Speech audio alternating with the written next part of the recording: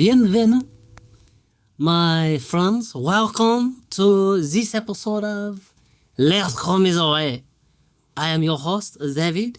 And I am Sam. I couldn't go with it. I could have said like Je m'appelle Samuel, but yeah, it was okay. I could just hope, we didn't rehearse that. we never do, so I didn't know what to expect. Looking forward to seeing what your reaction was, and I'm a little disappointed, honestly. No, I'm always ready for anything. Like nothing's gonna really Phase you, but I think that's your mission from now on. Anytime it's your turn to introduce, from now on, try to shock. Can I get Sam? Oh, that's a dangerous game. That is I think that's challenging set on out.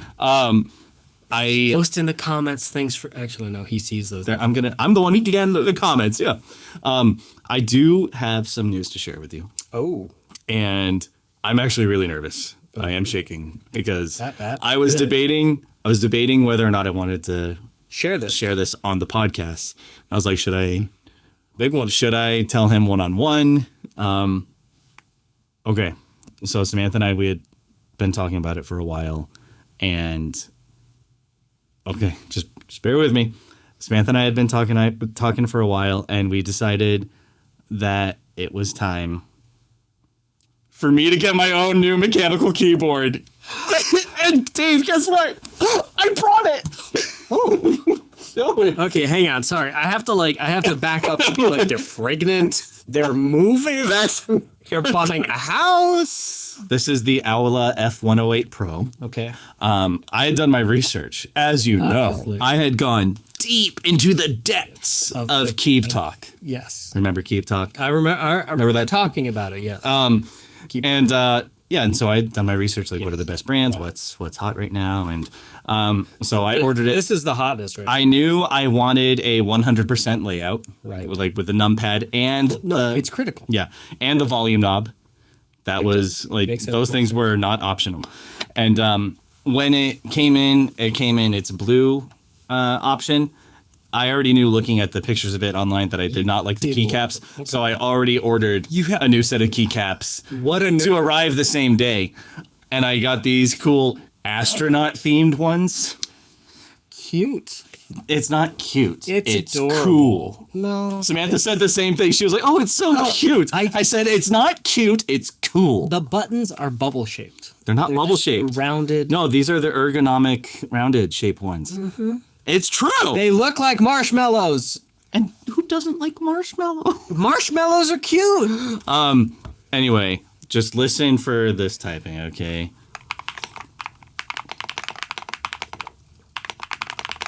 I just wrote, my name is Sam and my name is Sam. But anyway, the reason I brought it. That's the sound is very satisfying. Very satisfying. Very satisfying. I wanted it to sound a little thockier too, which is what these keycaps enabled it to do. It was a creamy sounding one when it came in. Anyway, it's got an LCD screen that you can customize. You can also customize. It's got the RGB lighting underneath, and you can have that do literally whatever you want. Like full key backlighting, or is it just full key backlighting? Nice. And but this was so tragic. I was so excited to really customize it, especially the LCD screen. The driver is only compatible with Windows. And he's a Mac. He's a Mac user. You can't customize. So I was wondering if after we're done, if we could hook it up to your Windows, I can do my customization, and then they will be saved to the keyboard. For when I look. So we should be able. Is it Bluetooth or? It's Bluetooth or USB-C. Okay, nice. Yeah, that's fine. So anyway, that's beautiful. Make sure to show it off to the camera. This is his full, and as you can. Don't touch it. Do you want to hold the baby? Yes, I do, Max. I'm like, can I touch it? Dude, ooh, I like the weight on that. And it has the leg papas, and it has 3 different options. Yeah, that's fantastic. You can type something if you want. Ooh, I know. That's it doesn't have a hard rebound, but it is nice and crisp. It's very I like that. And it has astronaut. It doesn't have an enter button. It has an astronaut. That was the only thing that kind of caught my eye. I was like, instead of enter, it says astronaut. What is? Yeah, it has that nice kind of It has a specific type of switch, wind something. It's like new just for this keyboard. But yeah. Hello. This is like the new bubble wrap. That's cool. Topping. I like that. That's nice. Anyway, I'm very happy with it. And it matches bid. Are we gonna? I mean, I hate to break that, but like, how much did this put you back? Oh, I got it. It's normally $100. I got a $20 coupon on Amazon, and then the new set of keycaps was another $20. So 100 basic altogether. Yeah. You know, the thing is, for a good mechanical keyboard, I feel like $100 is a very reasonable price. Yes. Oh, 100%. So I mean, the fact that was only $100, that's like the base price. That's fantastic. So hopefully Keep Talk will accept me into their community now. Guys, I've invested. What a poser. I had to like buy my membership. Wanna be. But you're just buying the night community. So Samantha and I, we went to vacation with my family in Maine for a week, and driving back here, I saw my keyboard had been delivered, and I kept saying, like, I'm so excited to see the keyboard when I get home. And even now, like that night, I hooked it up, and I was like, they didn't take like restroom breaks. They didn't stop for coffee. Sam just drove through the night. No, that was the painful part. Driving him literally was his keyboard. That was the painful part. Like, we kept hitting traffic and everything. I was like, my keyboard's waiting for me. And that night, I was like, just him honking the horn, climbing out the window. Hurry up, my keyboard. That night, I was like, while she was unpacking, I'm just like typing stuff. I was like, I need more things to type. I was like, and then I was like, I am so excited to wake up for work tomorrow and type stuff. It's gonna be great. I'm making my emails like unnecessarily long. Like, hi everyone, hope you're all doing well and that you had a great weekend. I just wanted to, while the rest of us are using AI to simplify and not have to type as much, you're going opposite. Mm-hmm. You're actually like setting up a Sam AI. You're just typing responses. It was so sad because Wednesday, Samantha and I were out doing errands, running errands, and I just looked at her while I'm sitting in the car. I'm like, I am so excited to get home to my keyboard. That's unhealthy, bro. You have an infection. This is unhealthy. I was like, she needs me, okay? But yeah, that's what's new on my end, folks. That is my breaking news. How are you, Dave? That was a fantastic, like of all the build up for that, the drop, the explanation thing. Very content. That was a very satisfying keyboard reveal. Mm-hmm. Keep Talk would be proud to have you. They better be, guys. Let me in. I just want to be part of your world. Keep Talk gave like no response. Part of your world. Up where they type. No, we're not doing a mashup. Yeah. How are you, Dave? Good. I'm doing good. It's been a busy week. Jessie this week. Okay, I love Jessie. She invited some friends over Friday night after work. And they were like, yeah, we want, looking forward to it and stuff. And then like the next day they texted and said, oh, we forgot we have like a business thing, like a work thing, like at 7 o'clock. And it's like, so we can't come for dinner. And Jess, she was like, yo, it's fine. We'll just invite, it's fine. Well, how about you come Thursday night instead?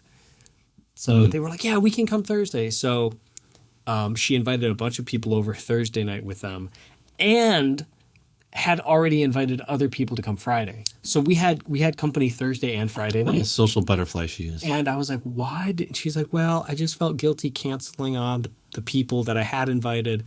I was like, so which I have no problem with that. Like, hey, plans changed, can't come over. Thanks. Hey, oh man, I guess we have all this food to ourselves. So she made chicken chili. She made I forget what else she made Thursday. It was so good. But she just like went out and above. And good for her.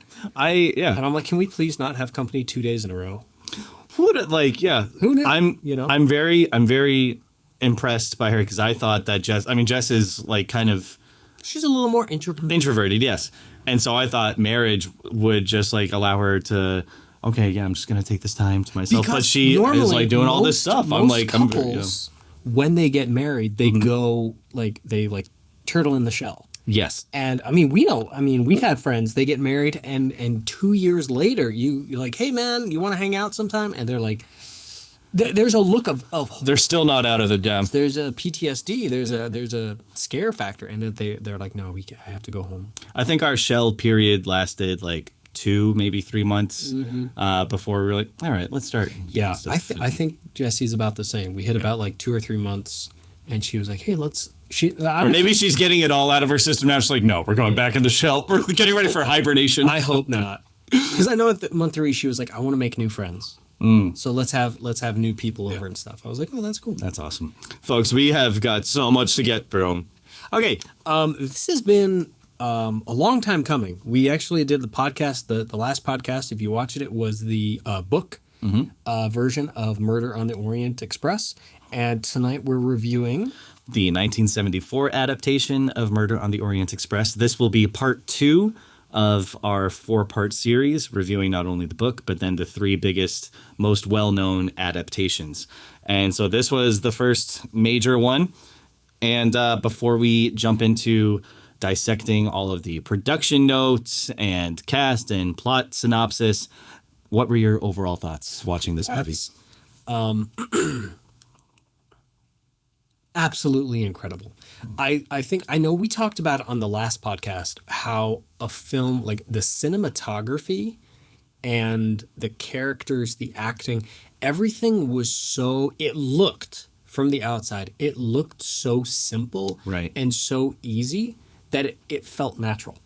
So like at no point, sometimes when you're watching a movie, I think there's a lot of times where there's shots or character acting that's just jarring, and it throws you completely out. And then all of a sudden you're back on your couch and you're like, whoa, I forgot this was a movie. That was terrible. Whereas this, the entire, from the start to the finish, like you're immersed in the story, the characters, and they had a lot of, I don't want to get into it too soon, but they had a lot of like AAA actors. Oh, we're going to get into that, believe me, yes. It's fantastic. So as far as movies go, it definitely has that kind of, not letterbox, the aspect ratio, the camera's a little tight, so you can tell it's a dated film. Like you can tell, it feels like a 70, like in the 70s. Yeah. So I don't think it has that timelessness like some movies do. But overall, like 9 out of 10, 10 out of 10. This is a fantastic, especially in the murder mystery, not film noir, genre, like whodunit, the murder mystery cinematic universe, the MMCU. Yeah, I hadn't seen it in a while, and leading up to like when we first thought of doing this as a series, I was kind of like, the 1974 version, just got to get through it. It is so much better than I remembered, and it's an extremely faithful adaptation of the novel. And for me, like you had touched on it, it's a perfect example of how to utilize an ensemble cast. So many movies today that have a big ensemble cast, they don't know how to balance the screen time between all the different actors. I will say, actually, I think Avengers Endgame did an excellent job. They did it, of balancing the ensemble. Whereas most movies, they don't have enough time to dedicate to each person. Yeah. So there's always like the 1 or 2 main characters. There's always like the romance triangle. And then you have everyone else that you just kind of forget about, which is tragic because if at any point they die, you don't have... They just got them for like the movie poster value. Or if there is like one scene where they're like, and it's something super dramatic, like I'm fighting for like my mom who's dying of cancer, and you're like, whoa, they're gonna die next. They have that immediate emotional connection because they want you to feel like there's a loss. But everybody in this cast gets a chance to shine at some point in the movie or another, and so much thought went into this. Every shot is actually very carefully thought out. My only thing that holds this movie back from being a home run is that this is not my Poirot. Albert Finney is. Come on, Albert Finney. Okay, but before you come for me, he's not as bad of a Poirot as one might think.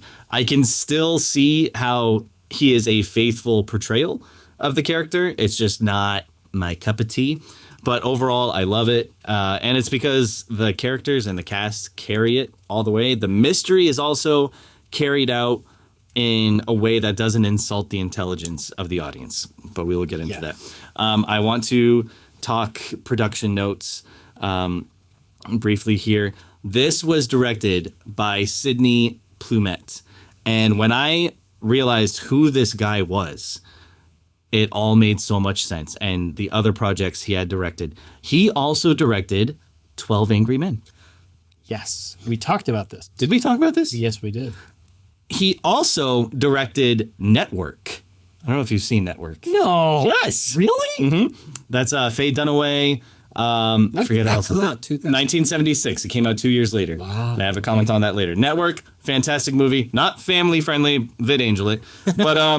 But both. Yeah. But 12 Angry Men and Network, they are both excellent movies that, again, know how to utilize an ensemble cast. So Sidney Lumet, this director, he is a man who knows how to use characters. And I also found it ironic that, spoiler alert, obviously, that he directed 12 Angry Men, a movie about 12 men acting as a jury, and then he made this film, another movie about 12 people taking on the role of jurors. 12 angry people? Yeah. And he also said this movie was such an incredible experience for him. He said he could never have done Network if he hadn't done Orient Express. I believe that. Mm-hmm. So I'm watching the interviews with this guy. He is so freaking likable. Sidney Lumet, I am a huge fan. I forgot to mention, I think, in our book review of Murder on the Orient Express, is that this whole story is actually based on a real life kidnapping that took place. The Lindbergh baby. Yep. I'm so sad that we forgot to mention that last time. But well, we are making up for a lot. That's why we're going to do 4 podcasts about I know we're going to milk all. We're going to know way too much about this story by the end of it. So actually, a couple of settings. So the kidnapping was based on the Lindbergh baby, but also in 1929 there was the actual Orient Express was stuck in Istanbul, Turkey. So it was actually based on real events, the actual like train being stuck in the snow, and then the kidnapping, like the premise for the story was based on real events. So Agatha Christie, I mean, say what you will about like writers and being like, none of the following was based on real events and, all the legal mumbo jumbo that comes into that.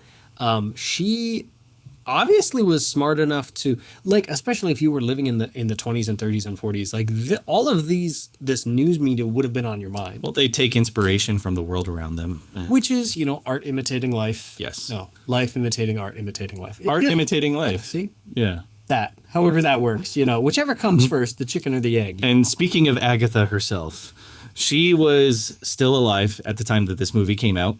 And I, of course, as I have to watch the full hour-long making of documentary of this movie.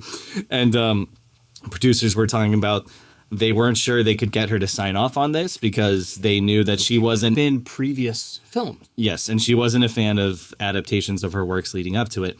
But one of the producers met with her through friend of a friend connection and convinced her because he mentioned there was another movie, I forget, that one of the producers that had worked on that she really loved. And she said, oh, if it's the guy who worked on that movie, then sure. Yes, do it. Okay. And she did enjoy this movie overall. She loved how they handled all the characters. Her only complaint about the movie was Poirot's mustache was too underwhelming. It was supposed to be more magnificent. It's pretty okay.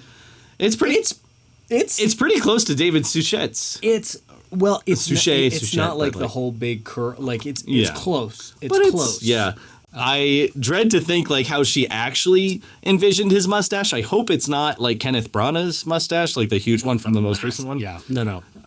Probably. But this movie, it was nominated for 6 Academy Awards. Wow. Which is very impressive. That's rather unheard of, actually. It was nominated for Best Picture, Best Actor for Albert Finney, Best Adapted Screenplay, Best Original Score, Best Cinematography, Best Costume Design. I missed one. It won. Ingrid Bergman won for Best Supporting Actress. So it's but that's an individual, right? Well, I think it counts for the movie. Oh, wait, did it not get nominated for Best Picture? I was pretty sure it was nominated for Best Picture. It was not Best Picture. Sidney Lumet, in an interview, he said it was. Sidney, don't lie. Come on, Sidney. Sidney. Still alive. I had been meaning to look that up, actually. Okay, dead or alive, take your guess. Let's find out. Sid. No, guess. No, not Sydney Sweeney. Sidney Lumet, guess. let's see, when did this come out? 74? Yeah. I think he's going to be dead. He also directed 12 Angry Men. He's going to be... He's dead. Hang on. When is the date? 2011. A long time ago. Well, he was also 86. So Yeah, well, wow, you know what? Good on him. He lived a very full life. He lived a very. I'm very happy. But yeah, so that was the one Oscar it did win for A moment of Ingrid silence Bergman. for Sidney Lumet. Okay, So that's what it won. poor guy. But his whole vision was he didn't want it to be a small scale, basic, like British detective story. He wanted it to be big, lavish, glamorous, this whole production. And he specifically wanted the costumes to look like costumes, not like clothes. Oh. He wanted it to be like, yes, this is a huge production. He wanted it to be like a callback to the glory days of old Hollywood. Yeah. And I think he accomplished that. They He made did a great job because everything in it is like believable, but believable for the ultra wealthy. yes. Because not everyone's gonna ride like a train, Who doesn't want to ride this train? Oh my goodness. Turkey, and travel abroad. And I'm like, okay, the wealthy do that. Well, it was They wear stupid clothing because they're stupid rich. well. Mrs. Hubbard, her big fur coat that she wears. I was like, Ridiculous. Samantha and I looked at each other because we knew that's the type of coat either she would want to wear or my sister. I'm like this big Cruella de Vil style. Like, You were gonna want to wear it, And look at that sweater. Gosh. darling. But they sat down. They made a list of their dream cast. Yeah. He wanted an all-star cast, and his strategy was to approach the biggest star first. He said, because if I can get that star to sign off, then I can get all of them. Who do you think it was that he went to? Albert Finney. Sean Connery. No. Really? Oh, if you could get Sean, you'll get them all. Well, didn't Sean say that he only signed on because of Albert Finney? No, he signed on because of Sidney Plumet, because they had worked together. So that's when he got to work. Once Sean Connery was on board, then I think they actually considered they wanted Alec Guinness before Albert Finney. Yes. But that didn't happen. And they were tied up filming I don't know what. I forget what else he was in, not Big Red One. There was a couple other films that he was working on in the 70s. Well, so at this time, was it Albert Finney was only like 37 or 38 years old, so their concern was that he would be too young to play Poirot. Yeah. But we'll get to how they fixed that later. But Makeup. once they assembled the full cast, they did a rehearsal period. A lot of table reads and just a full-blown rehearsal. And Michael York, one of the actors, he said it was a good way to break the ice because they were all so nervous around each other. Hearing the cast talk about it, it's adorable, like how nervous they all were around each other. And Plumet said they were doing the first table read, and he had to speak up. He said, "So I can't hear any of you," because he realized all the stage actors that were brought on for the movie, they were in complete awe of the movie actors, and vice versa. He said, Oh, funny. he's like, you all now want to be theater actors and you all now want to be movies. Like, talk to each other, because they were all reading their lines like, so. He said once he called them out, they all had a laugh. It broke the ice, and then they started bonding from there. Good. And it is refreshing at moments like that. People are just people. I think times have, I feel like times have changed. I think it's much more competitive now. Yeah. Which is unhealthy. That's really sad. But back then, like the whole stage play versus Hollywood, that's adorable. I love that. Watching these behind-the-scenes interviews, Jacqueline Bisset, she played the Countess Adrani. Mm-hmm. She said the best parts of filming this movie was when the cast would have lunch together every day, and just like hear each other's insights and experience. Who doesn't love a good lunch? Well, let's get into the cast. This is, I have to say, such an impressive cast.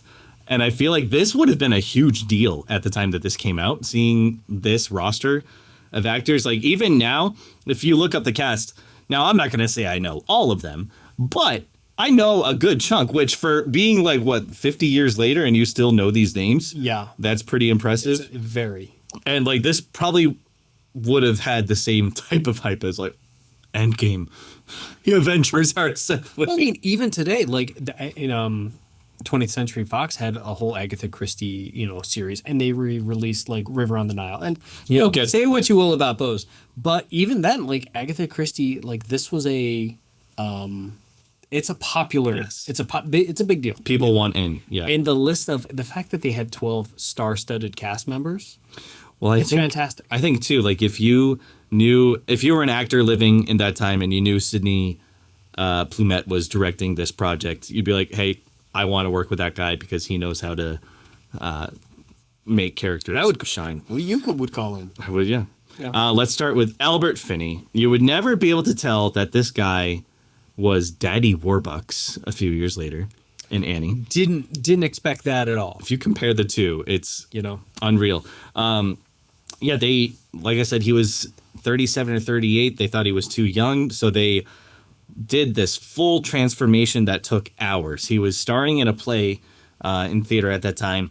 An ambulance would go pick him up, lie him down in the ambulance in his pajamas, let him sleep. They'd start making him up. No, because he was filming 2 movies at this time. I think he was also in a theater play, they said. No, so they got him like a trailer on site, but then he couldn't he couldn't get good sleep there. So he asked, he's like, "Hey, I can sleep well at home. Like I know I can sleep good at home. So why don't you pick me up?" And so they set up this whole, like, he would sleep in a bed, and then the ambulance, they like bought an ambulance or they rented one or something. So they would go and pick him up while he was still, this man was so tired, he would be asleep. These guys would literally like kidnap him, drive him from his house to work, which I think it was like an hour drive. 35 minutes. 35 minutes. And he would sleep the whole way, doing his makeup. Yeah, and so they did a lot of prosthetics for him, including the nose, to make him look like he was now in his late 50s. Like I said, it's not my favorite Poirot. It's a more abrasive take on Poirot. It's not as much of a polished performance as Poirot. Like, he has moments where, like, he does have, like, the, quirky little man who has his habits and stuff. Polar opposite of like the calm speaking voice that you can, not even just in David Suchet's portrayal, but also in the books, you can tell that Poirot was a more like soft-spoken, still confident man. There were a couple times he like started yelling at the actors, and I was like, I don't remember Poirot's to me that Poirot doesn't yell. Poirot doesn't. That was the only exception I had for him. I was like, I don't think. But again, if you're reading the book, he's still a portly man. And just a funny little man is how he's constantly described. So you can see how it's still, book faithful. And even so, it's still a very committed performance. He is so delved into this character. So I'll take it. We have Martin Balsam as Bianchi, which is this film's version of Book. They changed him to this Italian guy, which posed a conflict with the book. Because in the book is always accusing the Italian of doing. He's got this prejudice against Italians. This one, he says, when he finds out Cassetti was Italian, he's like, oh, it makes me ashamed to be Italian.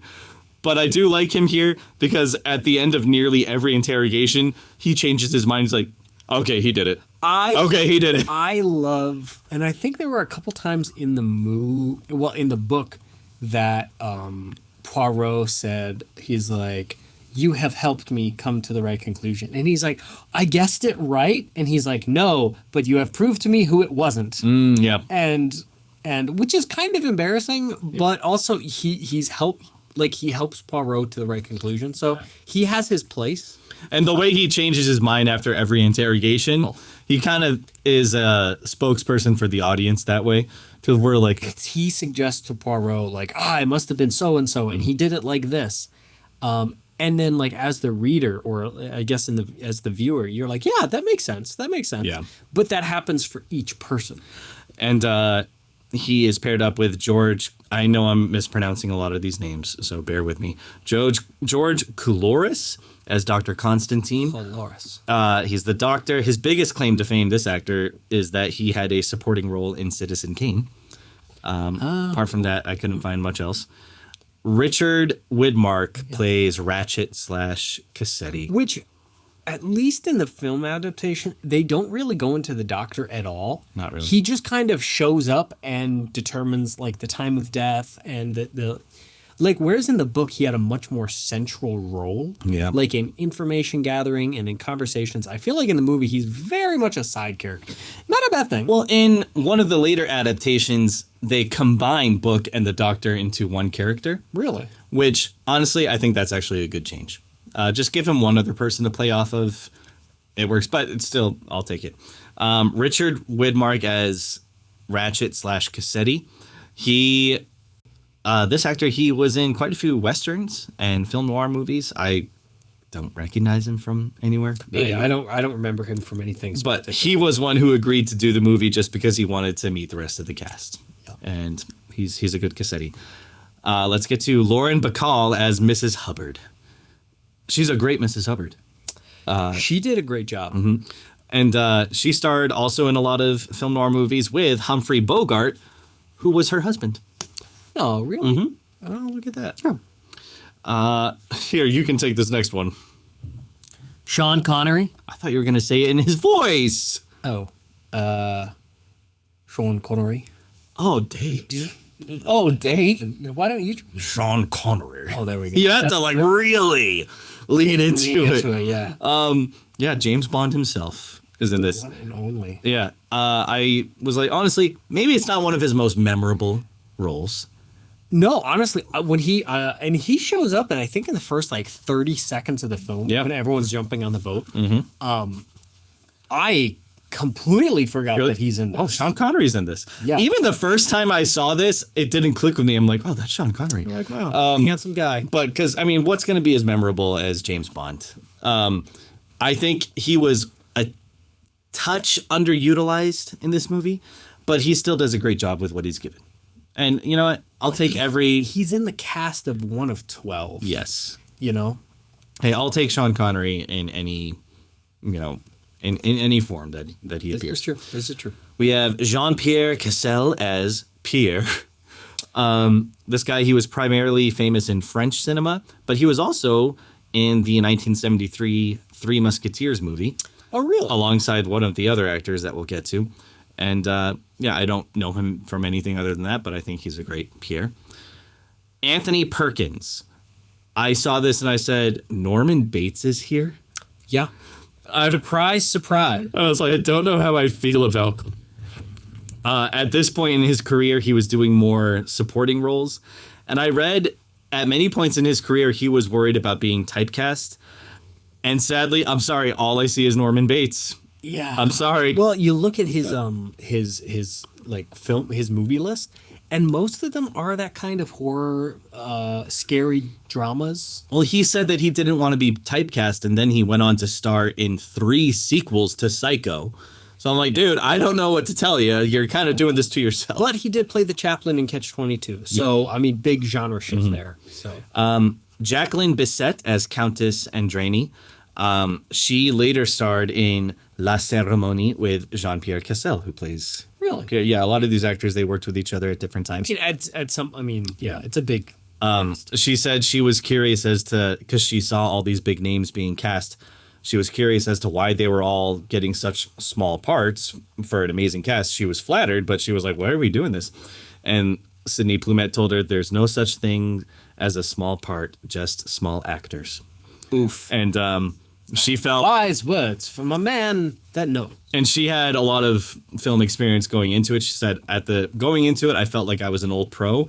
But then working with all of these amazing people, I felt so humbled at the end of it that it made me feel like a newbie. Yeah. If you watch her interviews, I was like, I love her. Michael York as the Count Andrani. I know him from some of his later roles, modern day roles. I had no idea this was him. But he also starred in The Three Musketeers along with Jean-Pierre. Oh, okay. He played the main character in Three Musketeers. I forget his name. But he was also featured in the 1968 Romeo and Juliet adaptation, like the most famous one, as Tybalt.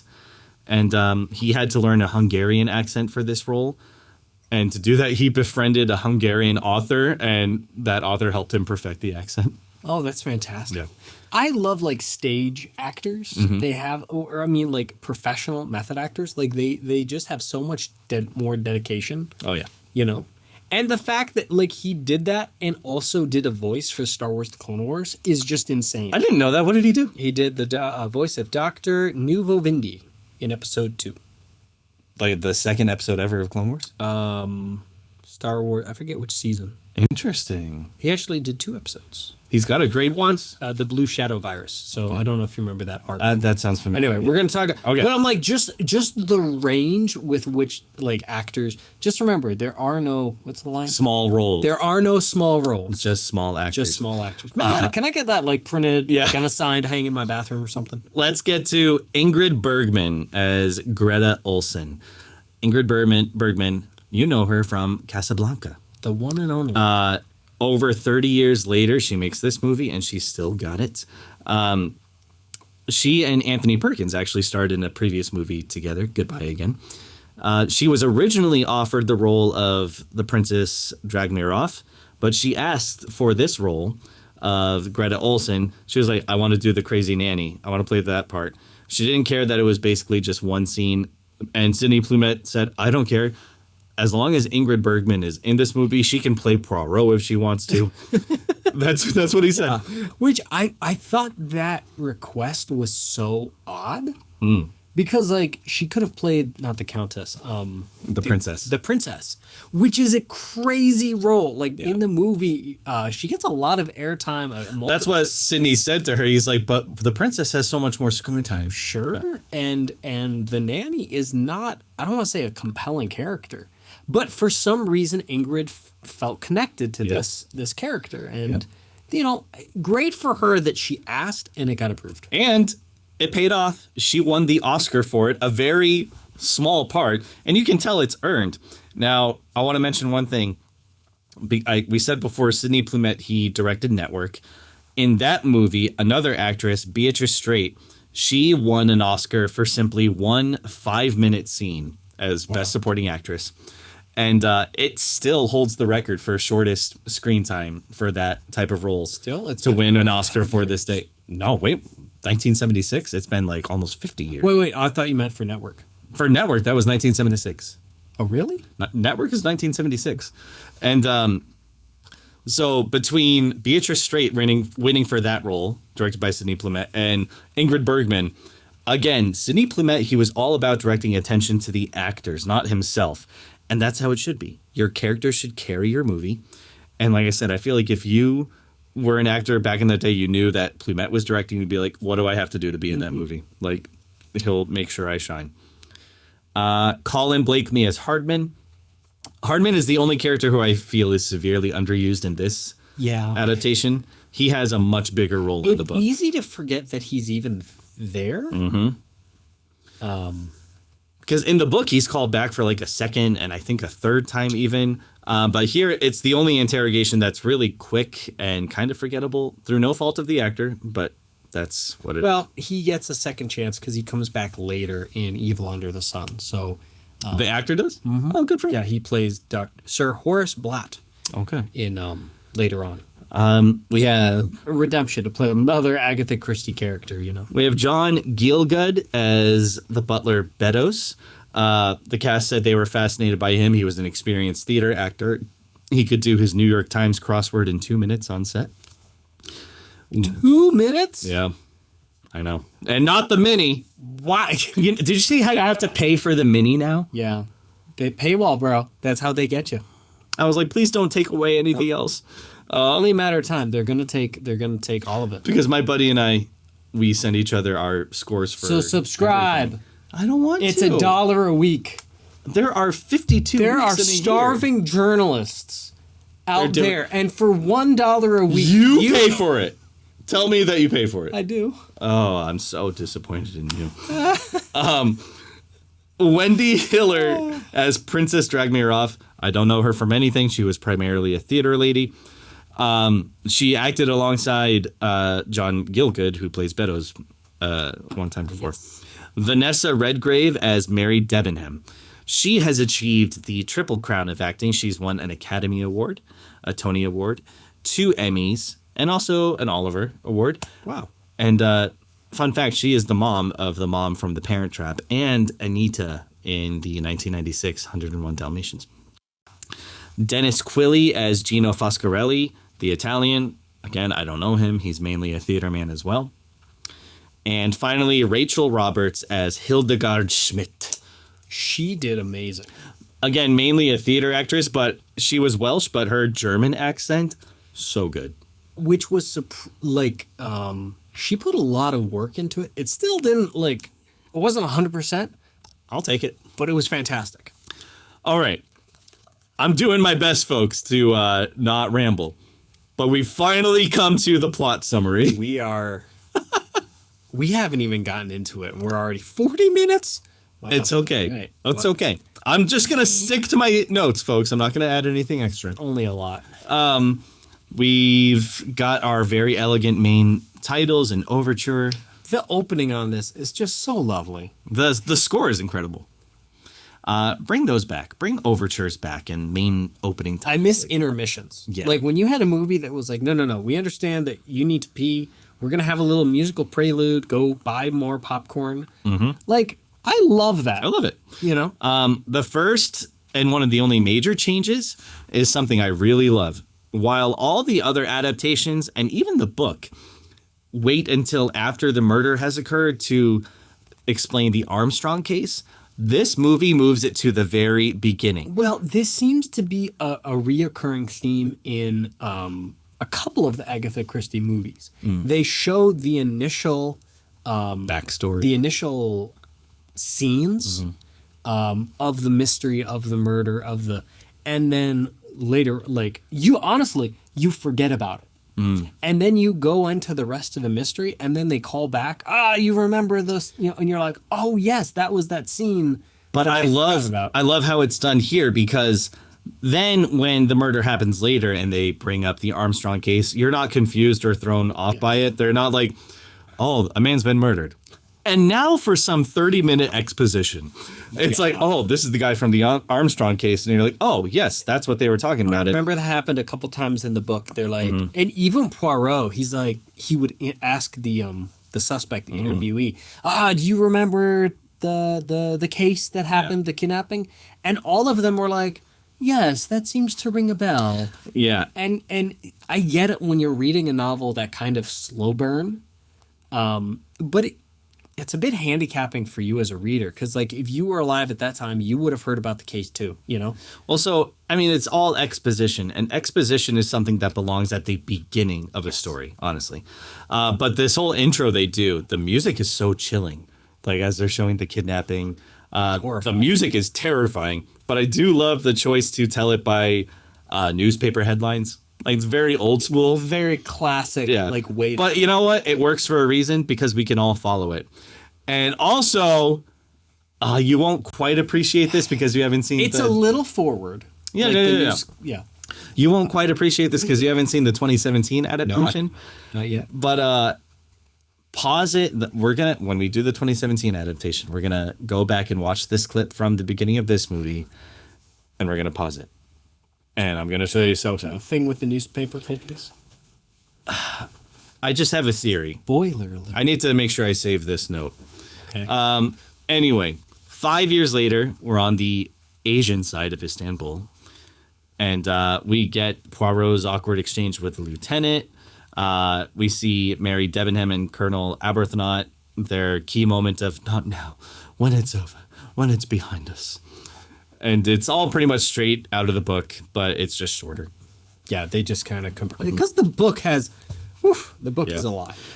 Poirot is a lot. Poirot immediately runs into, I keep calling him Book, but in this movie it's Bianchi.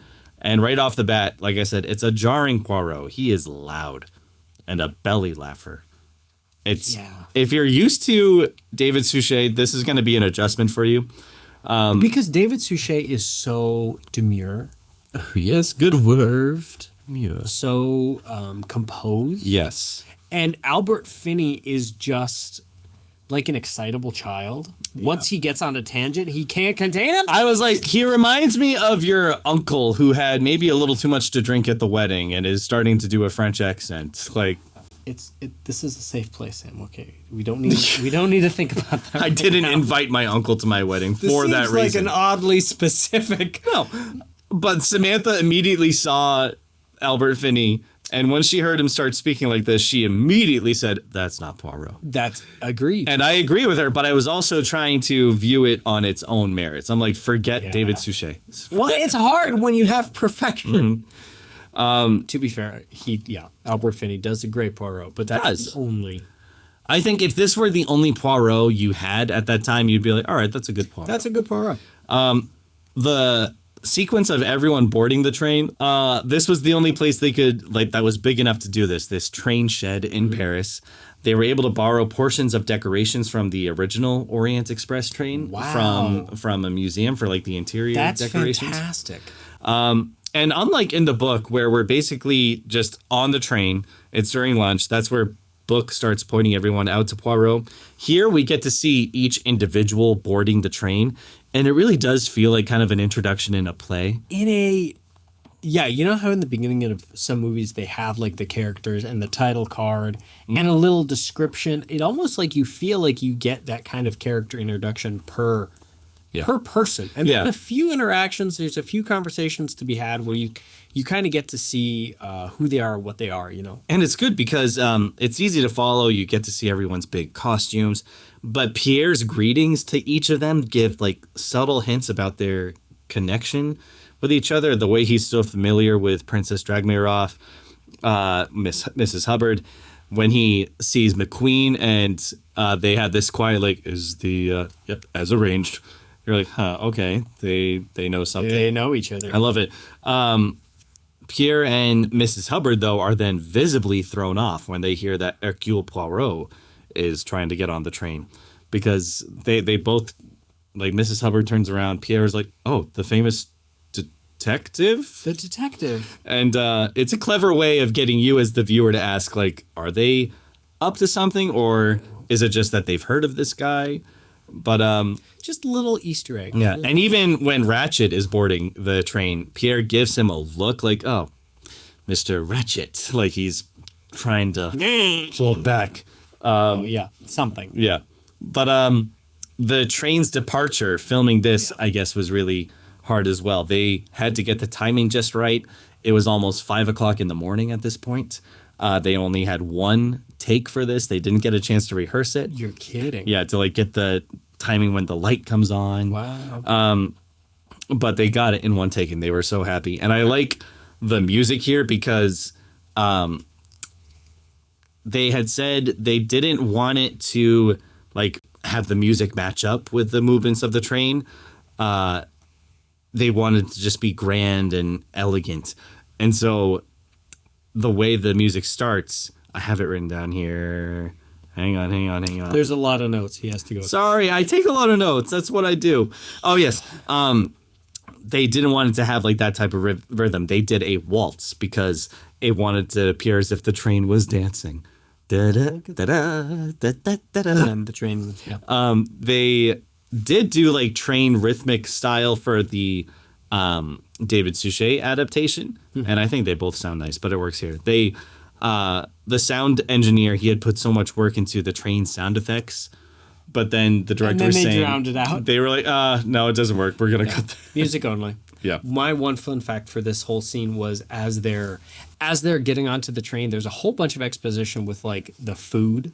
So they're loading the train full of all these luxury caviar and shrimps and fresh produce, and you have the chef. Yeah. So the day before shooting, all of that food got stolen. I heard. Yes. Thank you for bringing this up. I've seen that's right. They come. They had production go to Paris the night before in the and just bring all that food again to the set to be able to film that morning. I would be having a heart attack, which is hilarious. Mm-hmm. Hey, do you have those 50 pounds of shrimp? Yeah, totally. Yeah. Bro, where's the shrimp? I thought you had it. It's road trip. That would be us. We're going to Paris. All right, sure. But I love these shots of it's the train's leaving. It's going through the mountainscapes. This whimsical score. It reminded me of the Titanic movie. we have all these scenes at the beginning when the ship sets sail. It's this very majestic score. It's so uplifting and positive. James Cameron, who directed Titanic, he said he wanted it to be that way. He wanted it to be so epic and so uplifting that you forget that the ship is going to sink. I kind of got hints of that here. Like, they wanted you to forget that something bad is about to happen on this train. Because if you're walking into the theater, you probably know. Because the title is Murder on the Orient Express. Yeah. So well, one of the producers said that too. Why is this music so happy? Like, it's the train of death. But they were like, no, this is what we're doing. It helps you forget the tragedy that's about to happen. Another fun fact, they went to shoot the exteriors of the train moving at this one spot in France where Plumet had heard that there was always snow. He's all right, we're filming a movie like where the snow stops everything. But the day before, the days leading up to it, there was no snow at all. Oof. And the producer's like, what are we going to do, Sidney Lumet? And Sidney Lumet said, don't worry, I've had a word with the Almighty and it's going to snow. And the producer's like, okay, dude. And so the producers, they went and ordered truckloads of fake snow because they were like, no, he's like, he's out of his mind. Yeah. But sure enough, the night before it snowed like crazy. So much to the point where the snow was blocking the trucks that were carrying the fake snow and they got stuck. Can you imagine driving a truck full of snow and you're stuck in... Where did my life go wrong? I'm in one truck, you're in the other one. It's like, bro, we could have done so many other things today. What is wrong with our life?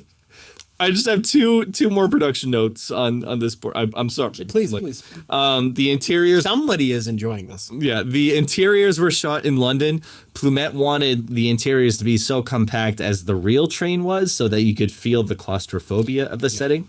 But for the moving background, they used what they called rear shot photography. They went out and shot the actual moving countryside. You could see like a bunch of them lined up with different cameras. And then each window of the train had a projector on it showing that POV. And each one of the projectors had to be loaded so that each projector was 2 seconds ahead of the one behind it. So that it would look like it was constantly moving. From a production standpoint, that's incredible. Yeah. And that's absolutely incredible. Plumet later said the cinematographer had a different idea that I couldn't tell if that's what they ended up doing, to use a crane to lift the train car on the set, flip it around so they wouldn't have to keep moving the projectors. I didn't get that, but either way, this is cool. But we start with the scene. They're all having lunch on the train, and oh my God, I want to have lunch on this train. Yeah. It looks amazing. Okay. Eating with the ultra wealthy, having a waiter, only ever using like golden silverware, which I guess goldenware. Goldenware. Yeah, right. And crystal glasses. And also, can I just say, it just seems so ridiculous to have like a crystal glass on a moving train. I'm like, how is anything stay? It seems like it's precarious. And this is not like a modern day shock absorbers. This is like an old timey steam train. But it did remind me. I was like, so the first time I went to Europe, I was by myself and I took a train from London to Paris. When did this happen? 2017. I went for definitely didn't talk about that. We never talked about this. Nope. New. I went for a friend's wedding. I tell you learn something new every day. I went for a friend's wedding. You know a person. Actually, I went for a friend's wedding that was taking place in Cornwall, England. Not Ewan, no. You're... No one you've met. Yes. You've talked about it. Cornwall, England, which is where our murder mystery tragedy at the Hastings Garden Party because he's been there. And then I took the train from London to Paris. And I remember I was so easily impressed because the lunch they served me on the train from London to Paris, I got like the bare minimum ticket. This was one of the only times I have ever taken a picture of my food. But I was so impressed because they served wine. Oh, look at the little bottle. It's like 150. Well, like, look at that chicken with like the sun-dried tomatoes and everything. And that's like a baseline ticket too. I think because living like up to this point, I had been living in Nicaragua, a third world country, that I was just so in awe. I was like, wow, they give me bread with my meal. I never take pictures of food, but I still have that to this day. Just start crying. But you know what? Never stop being appreciative, folks. Okay, I don't All regret right, it. I'm not here for the moral lesson. Let's keep it going. That's what this lunch scene reminded me of. I was like, wow, that's like when I took like the So I know in the book there's so much exposition on the characters. Like they're sitting in the drawing room, or in the dining garden and talking. You overhear conversations. There's a whole lot of description about who's sitting across from who's like being loud and talkative, like conversational, who's being quiet and trying to hide in the corner. And you start seeing some of the connections just in the way they start talking to each other, in the way they start referring to each other, how they knew each other, which comes in later. But as like a viewer, it's kind of nice, I guess, as a reader. both. Yeah. In both cases, it's interesting to start seeing the interplay between these characters. Because, I mean, we just went through a roster of, 12 people? 14? So many people. Yeah. 12 suspects. I don't know about you. I lost track of who was who a couple of times. Yeah. But the way this movie is set up, like at the end when they show everybody, you're like, oh, wait, you actually know quite a bit about each person. But his exchange with Ratchet is pretty much straight out of the book, down to like exact lines.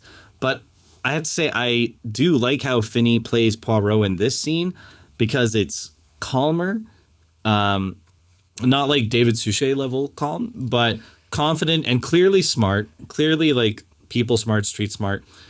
He has a line in the book where when he refuses the case, he says, "I do not like your face." It took me a minute when in the 2017 movie, he says that line, "I do not like your face." And I was like, what a jerk. That's not Poirot. Poirot doesn't say mean things like that. I was proven wrong. He does say it in the book. But they have this exchange. He actually says it to Ratchet because I know he meant it to He says it to Ratchet. later to the Doctor.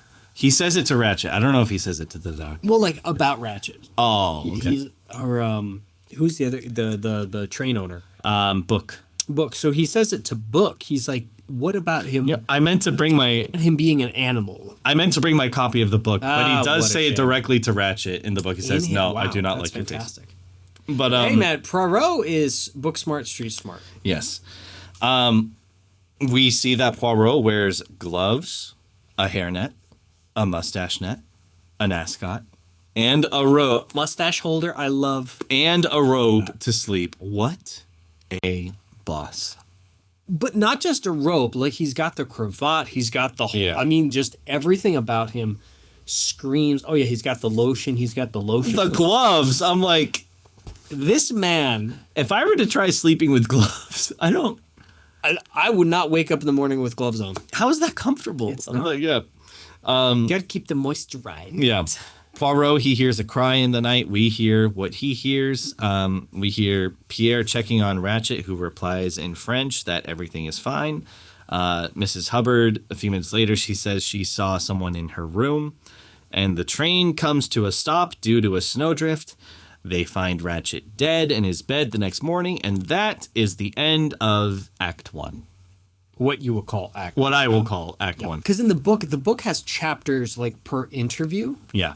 But in the movie, there's no way to do, like, acts. The book Like, has you can't parts break it up. and chapters. So it's... Oh, it does? Yeah. Okay. I forget, like the final third of the book is called Poirot Sits Back and Thinks.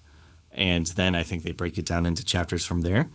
But Act 2, I will say, the cast, the way they're framed, like they find out the train is stopped and they're all like, what is going on? What is going on? Blah, blah, blah, blah, blah. I was like, the way they're framed here, it's actually weirdly beautiful because it shows how cramped this setting is.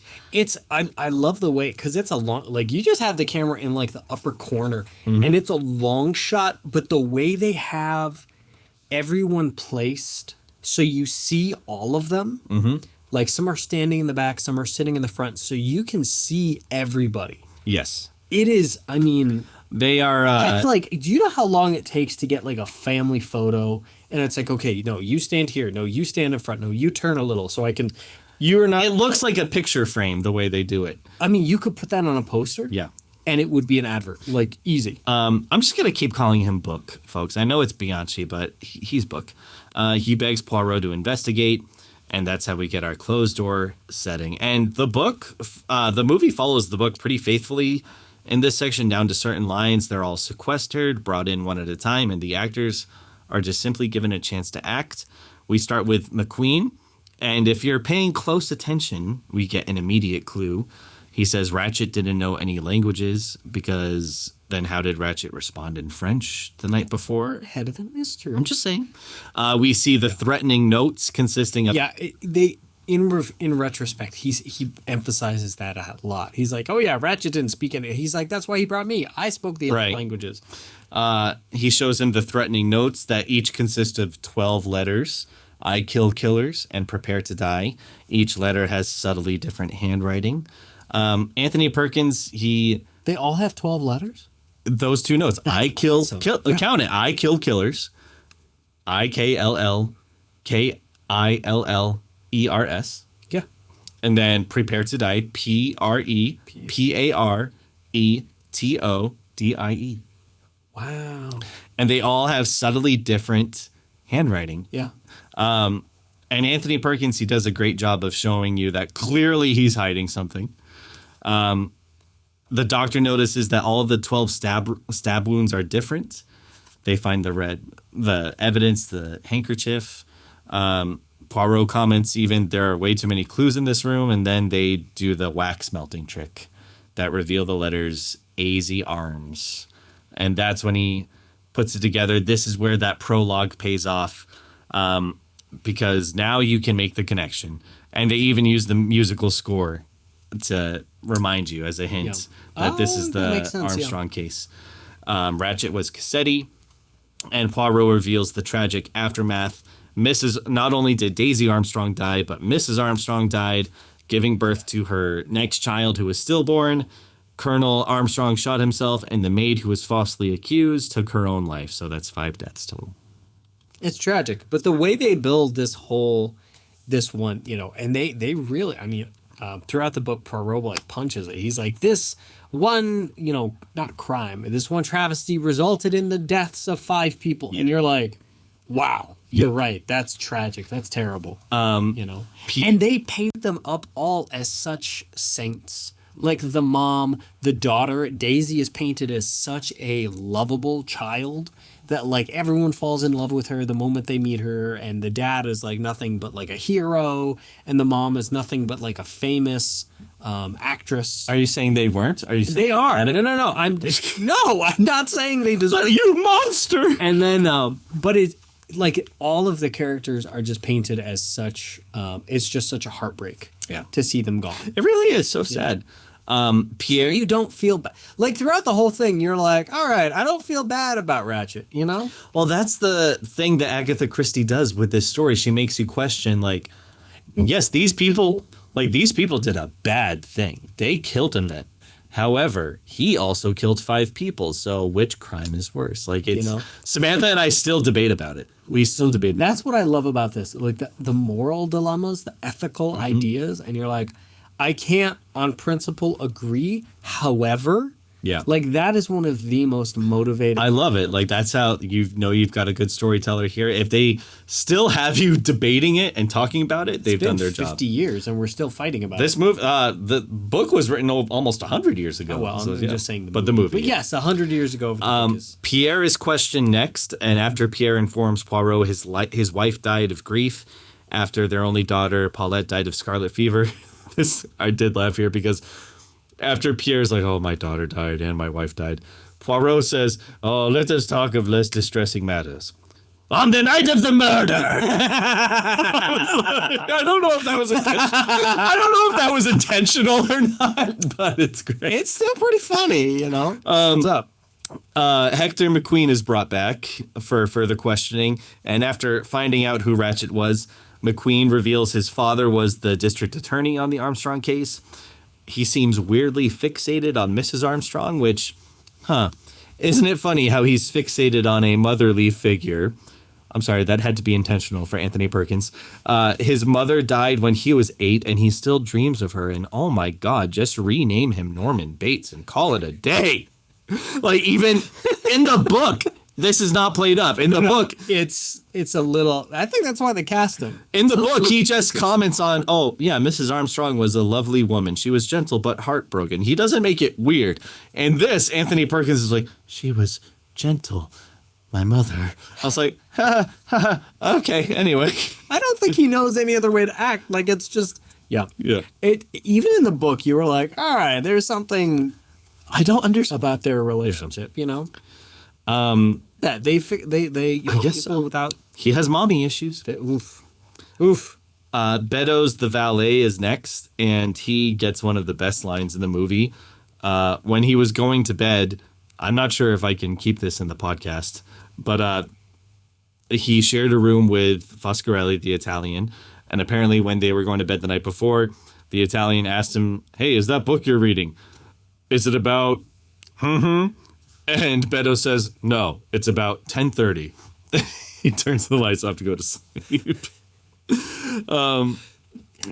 Yep. But he, like everybody else, he does a good job of portraying a terrible liar when he is asked about the Armstrong case. And then we get to Mrs. Hubbard's interrogation. I did enjoy this one. Because they immediately tell her, like, all right, so if you could just keep it to, like, yes or no answers, that would be great. I remember reading this, and it was just such... Yeah.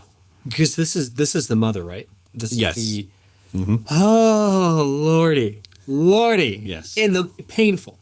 Absolutely In the book, it's literally, like, full paragraphs. horrible. Yeah. It was terrible. In this, I feel like she did a much better job at being a reasonable human being. She's like, fine, yeah, I know I talk a lot, basically, is what... And you're like, I don't know. For some reason, in the movie, you accept it much more willingly than Right.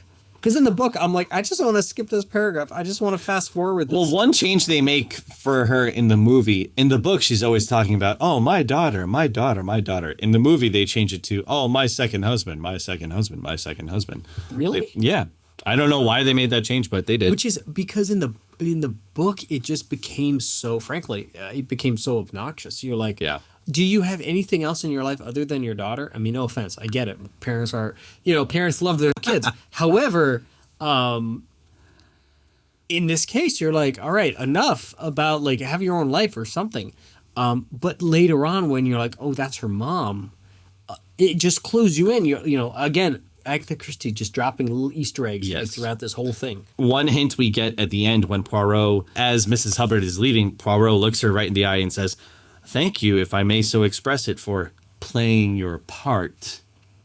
And the look she gives him right then is kind of like, what do you know? Like, she doesn't say it, but I was like, I see you. I see you. See, he is starting. I love it. I love it. Together. Ingrid Bergman is up, Greta Olsen is up, and this is the Oscar-winning scene. Because a lot of the interviews, the interrogations, they're done in like longer shots, which is very impressive. But this is more impressive because her entire interview is done in one shot. Yeah, right? What they do not cut until like the very end of her interrogation. Which is impressive. The amount of memorization, commitment. I mean, we filmed movies and stuff. Oh, yeah. It's hard to memorize dialogue. My thing is, like, I consider myself pretty decent at memorizing lines. He's pretty good. I could not imagine memorizing this many lines. And remembering like the emotions to have, where to look, what to do, like that whole for a 5-minute scene. Yeah, that's insane. And the interview, it's nothing like how it plays out in the book, but what really sells it are like her lingering looks, which is like, oh yes, and like she's so like lost in the character. Her intense eye contact, her intentional awkwardness, it's so good. And give Albert Finney credit too, because he has like leaned right in. He's committed. He's like moving it along. This whole sequence. Yeah. I didn't realize it was one take. All one take. Yeah. And the only... I do remember watching it thinking her interview was the only one that was awkward. Because all the other ones, it was Poirot, like you had kind of a standard format, and then hers was the only one that was... But she was committed. She's going from like talking about just casual things, then she goes crying the next minute, then recovering and control.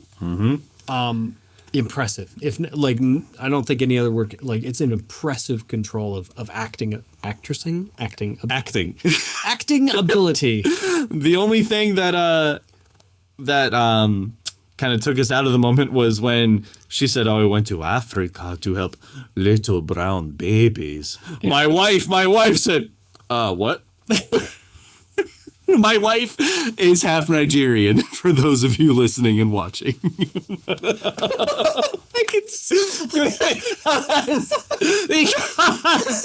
Now, mind you, I've said it before, Samantha is kind of like who I view as a voice for the modern audience. In this scene, Samantha was not drawn in. She was just on her phone, scrolling Instagram. And then when she said, the exact line is, "I was helping little brown babies more backwards than myself." Samantha was like, what? That did not age well. It's like looking at the book. I was, and I can't say it on the pack. I was reading something that it was one of those old books, and you come across a word and you're like, whoa, that did not age. Not age well. It did not. And you're like, there was a time when you could say this no matter your race, and somehow it was okay. And now it's like, that's no. Like, we're not going to touch it. And this is one of those, you're like, no, this. And I love how, honestly, if I didn't want to go into this now, but like Disney recently, there's been a big controversy with how to edit these scenes out of movies. Oh my! And people are like, no, you have to take it out. Mm-hmm. And other people are, no, you have to leave it in. It's art. It's what it was. And I love how Disney, for some of their movies, they just leave a little disclaimer at the front, and they're like, look, this was written at a certain time in a certain place, and we respect like the creativity and art, and we're not going to change history. Yeah. We are going to let the viewer realize, but we're going to warn you, like, this was made 100 years ago. So the first time I saw that, it was, I went to watch the animated Jungle Book. Yep. And before the movie starts playing, it shows that disclaimer, like, this was written at a time where, like, people were ignorant. We've decided to leave it up here to educate people. And in my head, I'm like, this so clearly reads as, we've decided to leave it up here because we got to get our paycheck at the end of the day. It's in the vault. It's in the Disney vault. It's part of our heritage, like it or not. And I love that just respect for history. Like, history is what it is. Mm-hmm. You shouldn't change history. Correct. And so I think this was kind of one of those stark reminders, like, whoa, this movie was made, 50 years ago. And the fact that they left it as such, even then, Yeah, it is. It was a reflection of the time. Up to this point, they've been pretty faithful with like even the order in the book that they did the interrogations. Now they switch it up. We go to the Count and the Countess Andrani. Poirot points out the smudge in the passport. Which I feel like in the book, they made such a stink about. Mm-hmm. And in the movie, they're just like, oh, yes, there's grease on the paper. Okay. Also, I realized, LOL, the Count and the Countess have the same hairstyle. I thought about that a couple times. I was like, his hair is really long for the 20s. It's really for the 20s, 30s era. Like, why isn't it slicked? Why isn't and he just has a very 70s haircut. We then go to the Princess Dragmirov, and her and Hildegard Schmitz are the only two interviews not done in the dining car. Up to this point, the film has been very trusting in just letting the actors carry it. Like, we're going to just keep the setting the same, bring one in at a time. This is the only time they change settings, but I don't think it's for any flash factor or anything. Because in the book, Poirot offers to conduct the interview in her compartment, but she declines. Here in the movie, she accepts because she's so old. But the way that Albert Finney in this scene effortlessly picks up two dogs at the same time. How did he do that? I still had both of them like not conform, but and they didn't like comfortable. Yeah, they didn't freak out or anything. Anyway, the only thing I noticed in this scene is I could see the spots of missing makeup on Princess Dragmirov, where they were trying to make her look ancient, but she wasn't good at making. Well, I mean, at this time, she was who was it again? Wendy Hiller. Wendy Hiller, yeah. She was not old. I wonder how old she was at this point. Because she was, let's see, when was she born? But the princess she was born in characters- 1912. She was like 52. This was, yeah. So she's not 1912. No, old. she would be 62. In the book, though, in the She was book, 62. She was this was filmed in 70. Yeah, 1912 plus 74. 12. 74 minus 12. 74 minus 12 is 62. Oh, okay. So she was 60. Dave, What? your homeschooled is showing. Shut up. Sorry. Okay, in the book though, she was like ancient. Yeah. Mm-hmm. She was ancient, like just I think in the book, like she's described as the most not unearthly. Like other than dust or something like that. Maybe it was something like that. It was just like horrendously like hideous. Yeah. They're so mean to her. They're like, I've never seen a woman so ugly. And you're just like, oof. So then, like, if you imagine you're Wendy Hiller and you get this casting call, like, yeah, we want you to be the old, ugliest princess. And she crushed it. Yeah. She did great. You Yeah. know, just an absolute witch. We then... Older than sin, you know. Yeah. We then interview Hildegard Schmidt. I have to say, though, like, even the princess, the costumes in this movie are just so... Fabulous. Yeah. Fabulous. We go to Hildegard Schmidt.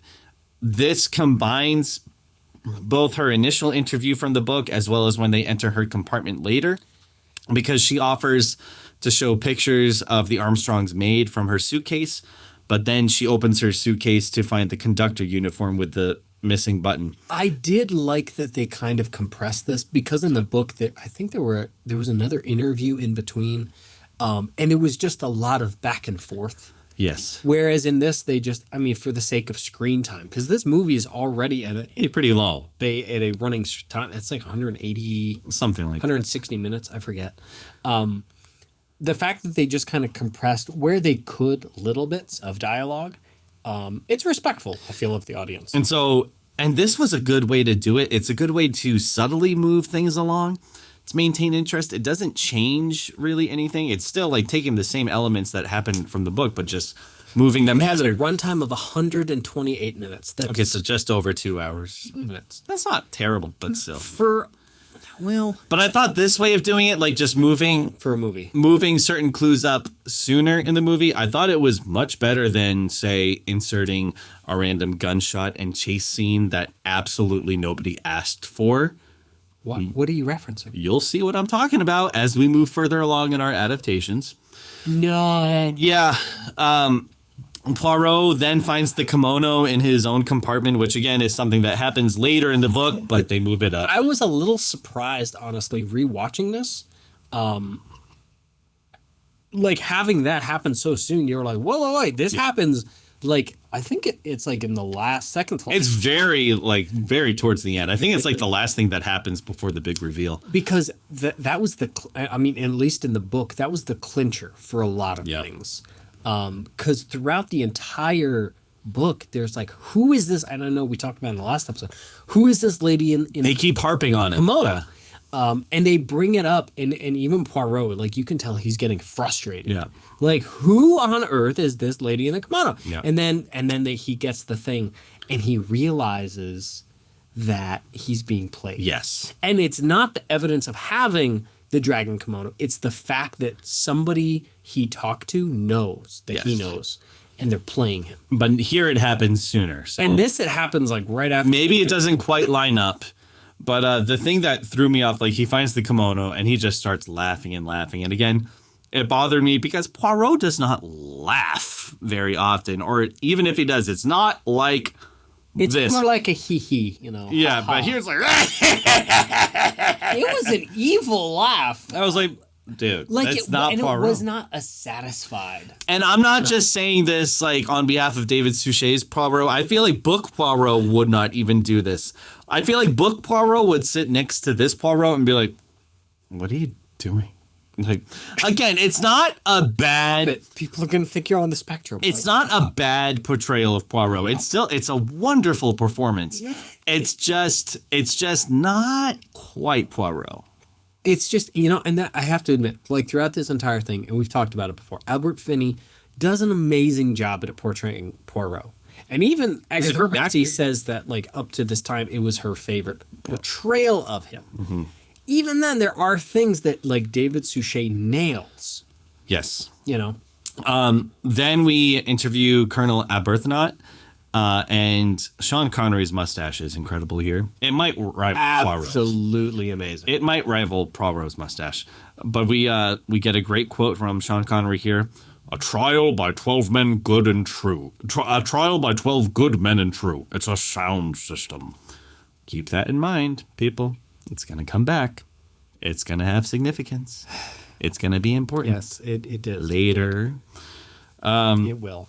We then go to Miss Mary Debenham's interview.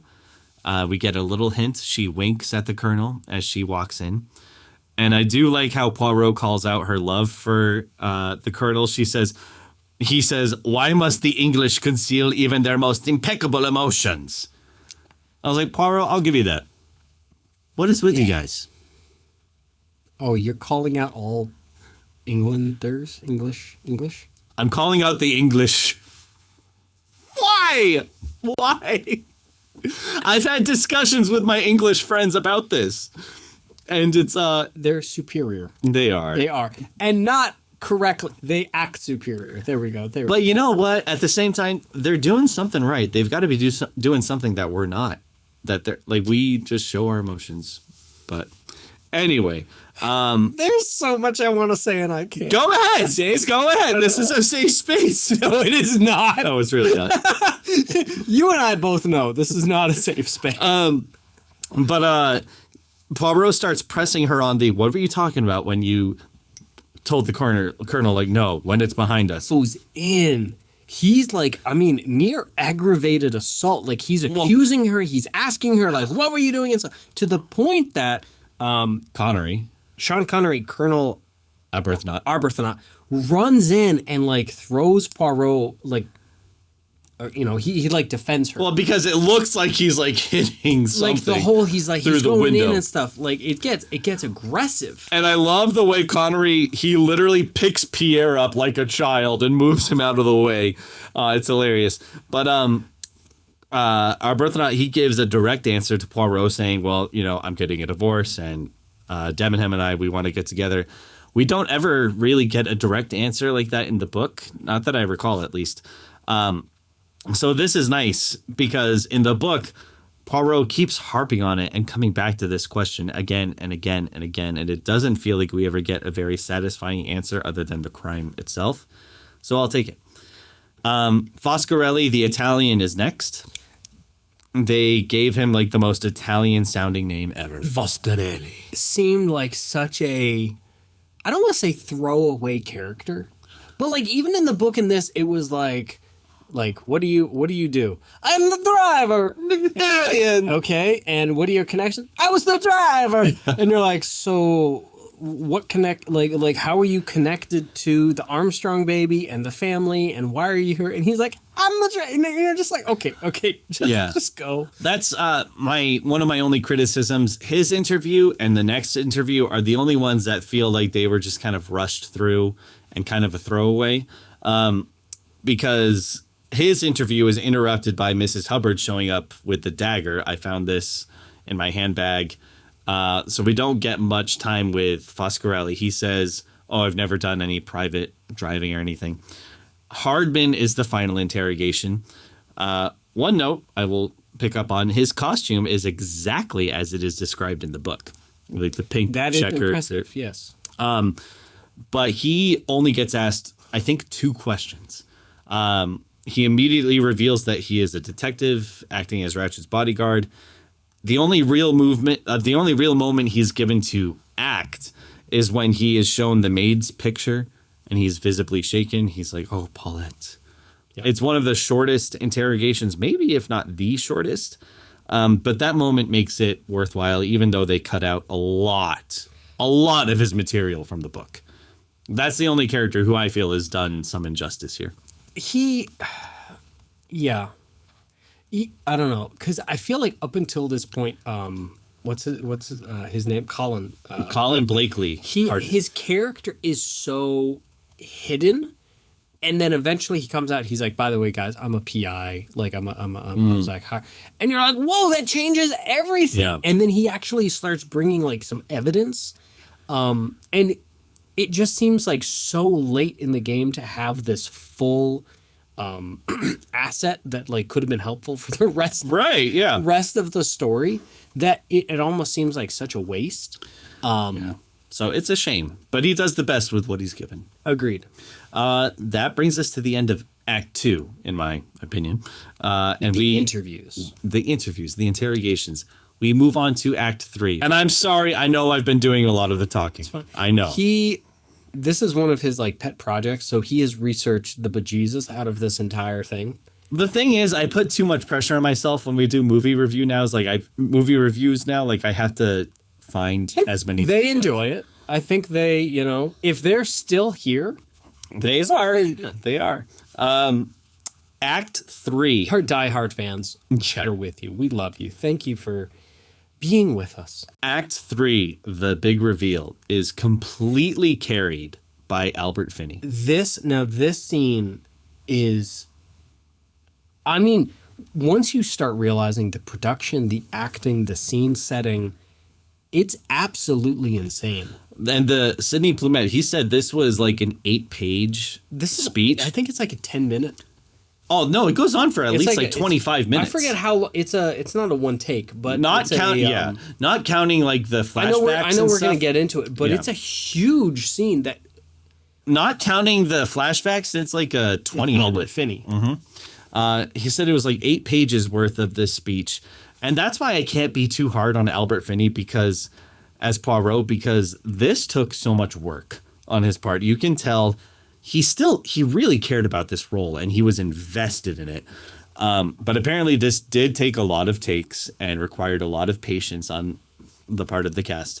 But as he's recalling details of the interrogations, they do something very subtle but very clever. When they repeat things that were said during the investigation, they cut back to the moment. So you said this during your interrogation. They cut back to certain lines. The line is repeated exactly as it was said, but it's shown at a more dramatic angle with more dramatic lighting to show you, like, see, viewer, this is what you should have picked up on. And Plumet said all they did was when they shot the interrogation scene for each person was after they filmed the initial dialogue, they quickly switched out the camera lens for a wide angle lens to make it look more distorted, and they changed the lighting to make it look more dramatic. Interesting. I love that. That's amazing. And so you see, from a production standpoint, that's incredible. I love that so much more so than what other adaptations have done. They've shown flashbacks just like, oh, just put it in black and white. LOL. Who cares? Or in The Glass Onion, they lie to you. Get out of my head. Look what I wrote. I said this accomplishes what Glass Onion was trying to accomplish, in my opinion.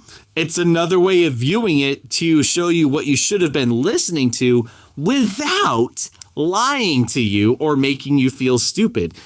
This movie lays everything out for you in a way that allows you to solve the mystery for yourself. I love how Glass Onion for us has become the director lying to the audience. Yes. Like that's become the pinnacle of poor screenwriting. In a way. I'll take it. So Poirot, like he goes through the entire bit. Mm-hmm. And I love in the book, at least, he tells Book, he's like, there's 2 options. There's 2 things that could have happened.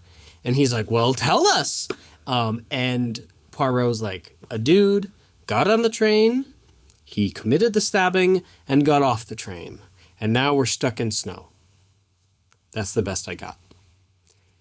And then Book is like, well, what about the second one? He's like, well, it's... How much time do you have? Let me go into it. And then he gives this full exposition. And in this scene with Albert Finney, he goes through like scene by scene, each character, where they were at, what happened, the night of, and you get to start seeing like the inner workings of Poirot's brain, like figuring out, okay, if they were there, then that means this didn't happen. But if they were here, so that means that didn't happen. So you start seeing like the interconnections of how he's like figuring this out. I love the camera work of this scene because they slow pan to each character as Poirot reveals their connection to the Armstrong case. He's like, or could it have been, the Armstrong's maid or something? And when he gets to certain people, in particular, the Countess Andreni, he says, or was it, Sonia Armstrong's sister? The look that Jacqueline, I know I'm going to get her name wrong, but Jacqueline Bisset. The look that she gives to Poirot when he reveals you were Sonia Armstrong's sister, it's heartbreaking. I was like, oh no, this just got real. Or even when he says, or was it Paulette the maid's father? This is the scene. Yeah. That's heart-wrenching. Yeah, and when it goes to Pierre, he's like, you were the maid's father, and he just completely breaks down. I actually got teary-eyed at that moment. I was like, dang, this did such a better job than I initially remembered like giving it credit for. And see, that's what I'm talking about, the wide angle. Like, yeah. Isn't that such a brilliant thing? Can we do that in our next movie? Yes, we can. Okay. And the revelation that Poirot has about the number 12 is just brilliant.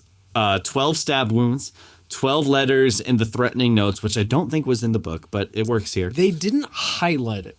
12 members of a jury and 12 passengers. And that I enjoyed. That's really... This was your jury. That's really... Oof. That's really Agatha Christie's genius, but the way the movie highlights it is just perfect. And we then see how the evening's events really played out. And again, this is what I'm talking about when I say the movie respects the audience, because we hear exactly what we heard earlier in the movie, what Poirot heard. We now see it for ourselves. The sound is the same. But this whole sequence is fantastic because it has the exposition not only of the interviews and but also it cuts back to the Armstrong case. The scenes that we had at the beginning of the movie. So as an audience, you're given all the clues. Yeah. So at the end of the movie, when it kind of points the finger and it's like, hey, here's the evidence. Did you figure it out? I love it. And as a viewer, you can be like, that's embarrassing. I didn't pick up on that. Or because nothing hurts worse than when you're watching a movie like this and you get mad. You're like, no, I didn't know that. And this movie is just so clever because it's like, no, here's the evidence. You should have seen this. You should have remembered this. And you're like, you're right. I should have. And so we hear exactly what we heard earlier, but now we just see what's making the sounds. Poirot deciphers that the McQueen saying, oh, he didn't know any languages. Oh, but he spoke French. Poirot deciphers that was a deliberate misdirection to make him think that a new man had entered the train at 1:15 a.m., a time for which that everybody has an alibi, but McQueen changed the pocket watch. I think it was McQueen that changed it to 1:15, but it's really... Never say. Did they? They do show it, okay. Yeah. Hours later at 2:00 is when the real crime took place. McQueen is the one. I think they say McQueen had the killing blow. There was the initial, and then, after. The initial blow was Mrs. Hubbard. Because they all take a turn. Yes. But where is it? Yeah, so the stabbing sequence. This is... I'm torn on the stabbing sequence because it is emotional. So is Ratchet. Yeah. That's sorry. It doesn't... I feel like later adaptations pack more of the emotional punch here. This still does, but... I agree that there's the... not 2017. What was the later one? 2010. 2010. I feel like that one really... And it wasn't the music. It was the cinematography. Yeah. It captured just the brute emotion with every stab. This one still does, but... This one is... But, it stays true to the rest of the cinema of the movie. Yeah. So each of the 12, they each have their moment here. Before they stab Ratchet, They each say who they're doing it for. Linda Arden, Mrs. Hubbard, she has the first time. She's like, for my daughter, for my granddaughter. Yes. And then Linda Arden, Mrs. Hubbard, she then stands back and watches as the rest each take their turn at having a stab at Ratchet. Because honestly, this is her story. The more we see this play out, she's watching each person stab him, and she's like, yeah, get him, get him, get him. The Countess Andrani, Helena's turn got me really bad when she said, this is for my sister and for my niece. And as you are watching this play out, it is a horrible, horrible tragedy for every person involved. Yeah. Tragedy really is the right word. Yeah. The only person who it didn't like hit hard for me was McQueen, because like I said, Anthony Perkins fixated on mother. He says, for Mother Armstrong. I'm like, for Mother. She wasn't your mom, dude. It's just got creepy Norman Bates vibes. Yeah. I was like, I wrote, ew, even if unintentional. I think more than anything, like McQueen, he just didn't like at least in the book, it carried more of the, I had my reasons, but also I worked for him, and he's just a nasty person. Yeah. You know? And so he had kind of both sides. Right. You know, anyway. But this is different from the other adaptations. The stabbing sequence is much more chaotic, whereas this is more methodical and very well organized. They're all just going in one at a time. But yeah, so they each have their moment, which I do appreciate in that respect. But at the end, after it's all said and done, Poirot leaves it to Book. I keep calling him Book. I know it's a different name. But he says you can present to the police either the first solution, that a random guy entered, or that it was all of them. Book says, I'm going to present the first solution. They are all relieved. And I did LOL at this scene because McQueen just like stands up by himself and has no one to hug and then sits back down. Aw. Fast forward, you'll see. Poor McQueen. No, we're at the stabbing stage right now. I do.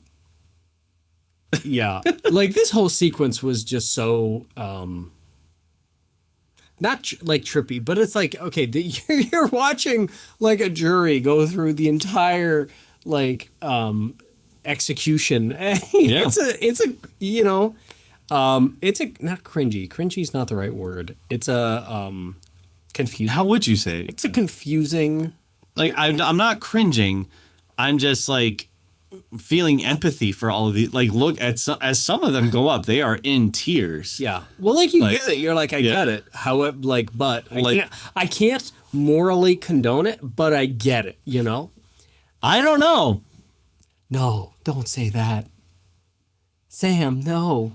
This was a terrible man. Look at the Countess Andrani. Look at Helena. This was her sister. This was her niece that both got murdered as a result of this despicable man. And she can't even bring herself to do it. Her husband has to take the plunge for her. Well, that's it. She's just like... Because her and her husband, do it! Yeah. Her and her husband, they count as one wound because they do it together.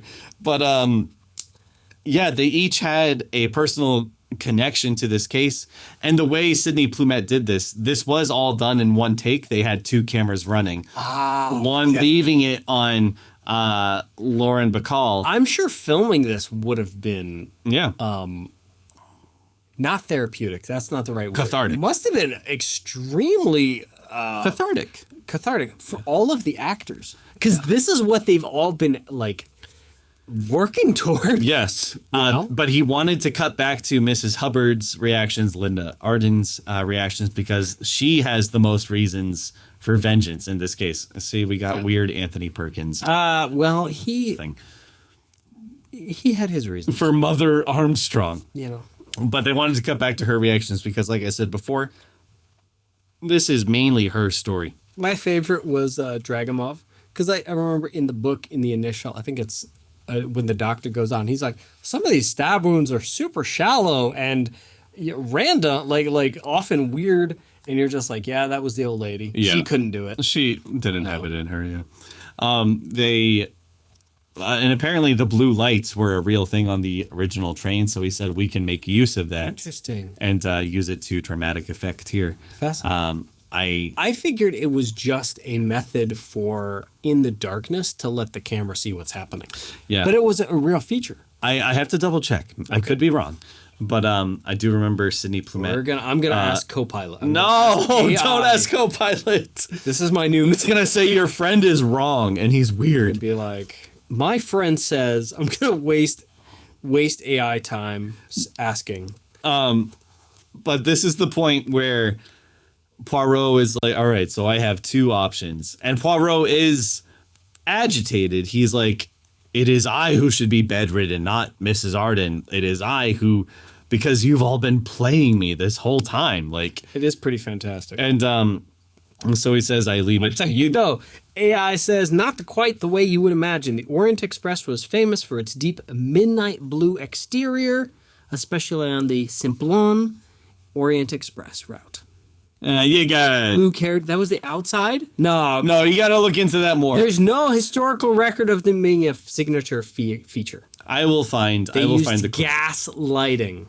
I'll find the clip. But so anyway, Out by 1920. But look at this. Because Poirot says he's going to now leave it to Book to decide which solution to present to the police. Whether it's So by 1920, they used electricity, not gas. But there's no record of them actually having blue lighting. So this is one for the books. If you have any thoughts, please throw them in the comments. I know the clip exists of Sidney Lumet. Sure.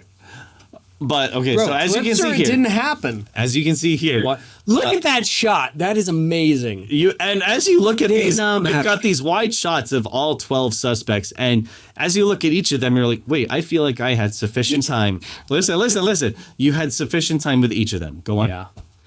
Wide shots. I don't know why. Wide shots in old-timey cinema just feel so much more realistic. Now look at McQueen as they're all celebrating. McQueen, Anthony Perkins just stands up. He's like, cool. And then he sits back down. Poor Norman. Well, it's actually pretty relatable. Oh, let's say. How many times have you sat down at a party and been like, I am not near the conversation. Yes. No. And Poirot, as I said, the adaptations always extend the ending. The only big thing is in the book, he literally gives the conclusion. He's like, here's the facts. And Booker's like, end of story. It's like, yes, I choose the fact that there was some random stranger on the train. Yeah. And that's the end of and the book ends. Here, Poirot just says he must wrestle with his conscience, but he still smiles at the end. The ending of this adaptation is the only one that kind of ends on a happy note. Helena goes up to Linda. She calls her mama, which is very sweet. And I appreciate this adaptation for giving those two characters one small moment because it does feel necessary. But then while this is not in the book and other adaptations end on a more somber note, this one shows them all having some champagne and toasting with each other. For their 12, because they got away with it. And Samantha hated this. She said, Why? Y'all just killed a man. And I was like, I loved it because it's one of the only adaptations to show that all these people know each other and have this weird bond with each other over this tragedy. It's the first time they experience some sort of relief and peace. But this was intentional because Sidney Lumet said he wasn't sure how to end this, but he said this was such a theatrical experience that he said, you know what we need? We need a curtain call. Yeah. He said, I want them all to just have some champagne, come up one at a time, feel as if you can give each of them a round of applause. And I love it. I love it so much. Well, it's because, looking at it again, like this closer is a bit farcical. Yeah. It is a bit contrived. You're like, all right, the shot, the whole, everyone's coming up in such quick succession, clinking glasses and moving on. You're like, all right, that is definitely not natural. That was definitely I loved it. Planned. But the thing is, at this point in the movie, you have such a egregious amount of adrenaline in your system trying to figure out and logic and figure and like watching Poirot like analyze this that you're just so relieved, like the letdown, the conclusion of it. The resolution. It's overwhelming. It really is. So having all the characters do that quick little, I guess you called it a curtain. The curtain call. Everyone comes out and everyone does like, thank you, thank you, thank you. You know, it's satisfying. Yeah. It is extremely satisfying. When I watched this the second time, because to prepare for this review, I watched it through twice. The second time, now knowing the thing that it was an intentional curtain call, I was actually clapping for them as they all came up one at a time. Which, watching it again makes sense. You're like, yes. Because again, Sidney Lumet, he just loved actors and he wanted to make sure they each got their moment. And yes, a lot of films do this like via freeze frame at the end. And it might say like, oh, Dave as the detective. I've never been a fan of that. But this hits different. Yeah. And I'm here for it. And the train is cleared. It takes off once more. And that is the end of the movie, boys. I never feel like when a movie does that and they do the freeze frame, I never think it's on the moment that defines the character. Right. I agree. Which makes me mad. Yeah. It should be a character anyway, that's a discussion for another nut time. So the credits roll, the train gets free of the snow and rolls off, and that's the end of the movie. That's it, folks. That's it. Final thoughts? Now that we've talked about it. I mean, again, watching this again as we talk about it and stuff, like the reminders of just some of the ethical, the moral complications that come with this, because you do get invested with the characters and their story and their reasonings and their what's their motivation, their motivations. You do feel like you connect with them, and you're like, all right, I can't. Yeah, you agree with like the situation and the crime and the travesty of it all. But I think like Poirot, like you really kind of lean in on him and be like, you know, at the end he's like, I have to go suffer with my conscience now, like you know, because it's a moral dilemma. And I think again the fact that we're still talking about it 50 or almost 100 years later from the book speaks volumes. But as an adaptation and as a movie, this is a real treasure, a very faithful adaptation of the book. They don't change or remove anything that we miss. The only thing they really add is the extending ending, which I think works really well. I can see how this movie would not hold up for the average moviegoer today. I could see how they would be bored. This has to live in the 70s. Yeah. This is not you can't like ever do a re-release of this in theaters now. People have lost so much attention, even with like Glass Onion. Like there was so much eye candy and oh, look at this and look at this and look at this and, you know, distractions and stuff constantly. I don't think people have, well, the average. Okay, I think the average Hollywood movie producer doesn't think the average audience has the attention of this. But at the same time, I think that if this movie were to be remade today in the exact same style with some of these really long shots and just focusing on the actors, today it would be considered a cinematic masterpiece. It would be up for so many Oscars. We're like, wow, what a unique thing to do, just letting actors act when they've been doing this, folks. But yeah, I think this movie is a real treat. And if you are a movie buff and you just have, if you're not the average moviegoer, and I know that sounds really pretentious, but if you just want to, doesn't it? I know it does. Sound a little pretentious. How dare you say it? Okay, I'm pretentious. If you just want to watch actors act, watch this movie. It's so good. Which I think speaks a lot to it's Sidney Lumet. Like 12 Angry Men. Yeah. He knows how to put, and that's what blows my mind is like closed door whodunits, like 12 Angry Men. It's a room of just like 12 actors, and you get to see their stories and their characters like on screen. In this, you have 12 people, you know, 12, 14, 15 people in a closed, like 2 or 3 cars, just acting and being themselves. You know, I think the emphasis is where it should be. I know there's been a big push recently, like Hollywood has lost their way. They're spending way too much on CGI and like big special effects. Whereas if you just have good storyline and good actors, you can literally carry an entire 2-hour movie in one room. Just let actors act. So overall, I think it is fantastic, both as an adaptation and as a movie itself. But tune in next time, folks, for part 3 of this series. We're going to review the David Suchet adaptation. I am so excited for this. I'm very excited for that. I think going to be my favorite. Oh, okay. We'll see. I'm excited too. I love David Suchet, so we'll see what we have to say. Thank you guys for listening. Thanks for supporting us. Follow us on all the things. Subscribe to us on YouTube. Follow us on TikTok. Follow us on Instagram. Subscribe to us on YouTube, and let us know if there's any movie you want us to review in the future. And we'll see you guys on the next one. Until then.